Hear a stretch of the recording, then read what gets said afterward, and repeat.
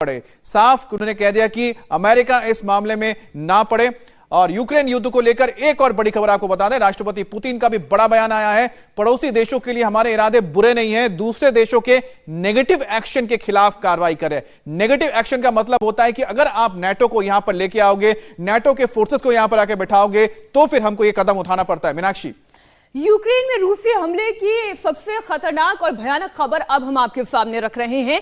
ये तो बयानों का वार पलटवार अब तक आपको बता रहे थे, लेकिन चेर्निहिव में रशियन मिसाइल हमले में 47 लोगों की जान चली गई है।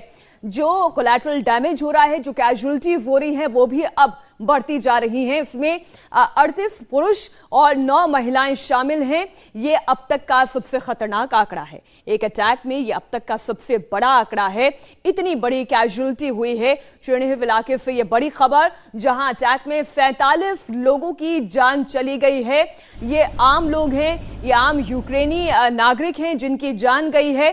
कई ऐसे लोग हैं, तकरीबन 10 लाख से ऊपर की आबादी है जो पलायन कर चुकी है, और अभी भी कई लोग ऐसे ही युद्धग्रस्त इलाकों में फंसे हुए हैं, बाहर नहीं निकल पा रहे हैं, और कई लोग निकलना भी नहीं चाहते हैं। रूस यूक्रेन युद्ध में हर मिनट तेजी से डेवलपमेंट हो रहा है। दुनिया में इस वक्त हलचल बहुत तेज है। वजह यह कि रूस का यूक्रेन के न्यूक्लियर पावर प्लांट पर हमला। जी हां, आज लगातार हमने आपके सामने यह खबर रखी कि कैसे यूक्रेनियन पावर प्लांट पर रशियन हमले के बाद न सिर्फ 3 सैनिक मारे गए, एक बड़ा खतरा मंडराने लगा, एक बड़ा डर अमित मंडराने लगा कि कहीं ऐसा ना हो कि कोई बड़ा रासायनिक लीकेज हो और उसमें कोई बड़ी कैजुअलिटी हो। हमें ध्यान है 1986 में क्या हुआ था, कितना बड़ा हादसा यूक्रेन ने सफर किया। बिल्कुल 5 लाख के करीब वहां पर लोग बताते हैं कि उससे अफेक्टेड हुए थे। और आपको बता दें कि जो आप तस्वीर इस वक्त आप देख रहे हैं, ये उसी न्यूक्लियर प्लांट की तस्वीर है जिस वक्त इसके एडमिनिस्ट्रेटिव ब्लॉक्स पर, जो बिल्डिंग्स हैं, उस पर अटैक हो रहे थे। और बताया जा रहा है जिसमें कि टैंक का इस्तेमाल किया गया था, उसमें बताया जा रहा है रॉकेट्स का इस्तेमाल किया गया था। यूक्रेन की सेना ने रूस का एक टैंक भी उड़ा दिया, बताया जाता है कि इस हमले के बाद। और टैंक में सवार जो लोग वहां पर मौजूद थे, उसके बाद जाके अब तो लेकिन ये कब्जे में पहुंच चुका है, कब्जे में पहुंच चुका है। लेकिन साथ ही साथ एक जो डर मंडरा रहा था कि क्या कोई बहुत बड़ा रासायनिक लीकेज होगा। कुछ देर पहले यह खबर भी आई थी कि ऐसी कोई भी घटना नहीं घटेगी, क्योंकि पूरी तरीके से आग को कंट्रोल में कर लिया गया है। 40 से ज्यादा फायर फाइटर्स वहां पर मौजूद थे। जनरल साहनी, जनरल कुलकर्णी और जनरल द्विवेदी हमारे साथ स्टूडियो में मौजूद है। बारी बारी से अब हम आप लोगों की राय जानना चाहते हैं। जनरल साहनी, सबसे पहले तो मैं उस बयान का जिक्र करना चाहती हूं जो फॉक्स न्यूज में एक अमेरिकी सीनेटर की ओर से दिया गया, टेक दिस गाय आउट। क्या कहना, क्या चाहते हैं, क्या चाहते हैं वो? नो, आई थिंक जैसे मैंने पहले थोड़ा समय पहले आपसे कहा था कि जो भी ये पोस्चरिंग है, जो टॉक है या जो बातचीत है, जो डिस्कशंस चल रहे हैं, वो एक तरह से सिग्नलिंग और मैसेजिंग की बात है।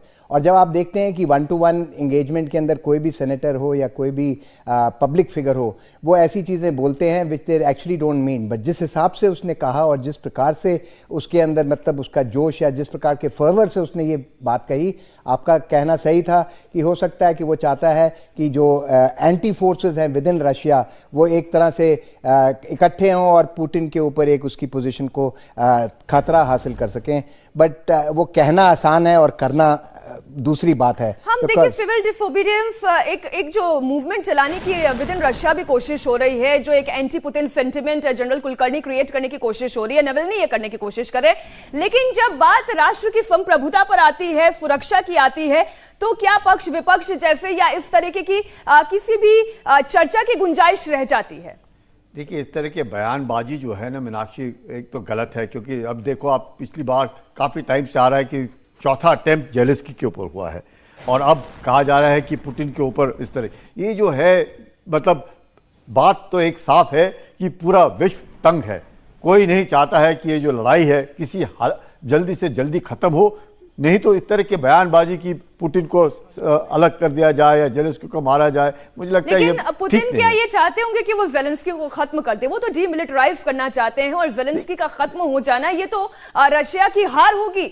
वो जब तख्ता पलट कर देंगे उसमें रशिया की जीत है। जनरल कुलकर्णी, मीनाक्षी बिल्कुल ठीक कहा आपने, सत्ता पलट। वो तो बार बार कह रहे हैं, डीनाजिफिकेशन क्यों कह रहे हैं? वो सत्ता पलट इसलिए कह रहे हैं कि वो सोचते हैं कि जो जेलेंस्की है वो हमेशा एक पपेट है, और किसका पपेट है? पश्चिमी इसका देशों का। तो वो चाहते हैं कि जब तक ये वहां से नहीं हटेगा तब तक ये सर मेरे इसमें बस लड़ाई एक सवाल और ये मैं खत्म नहीं होगी। लेकिन मैं बात करना चाह रहा हूं कि लेकिन आप जो पॉइंट बता रहे हैं उसको शायद नहीं मानना चाहते हैं, इसको छोड़ देना चाहते हैं, लेकिन अगर वो बचकर निकल भी जाते हैं यूक्रेन पे कब्जा होने के बाद, तो ऐसे में तो एक रेजिस्टेंस हमेशा रहेगा बाहर की तरफ, हमेशा उस इलाके में डिस्टर्बेंस होने की कोशिश करेंगे।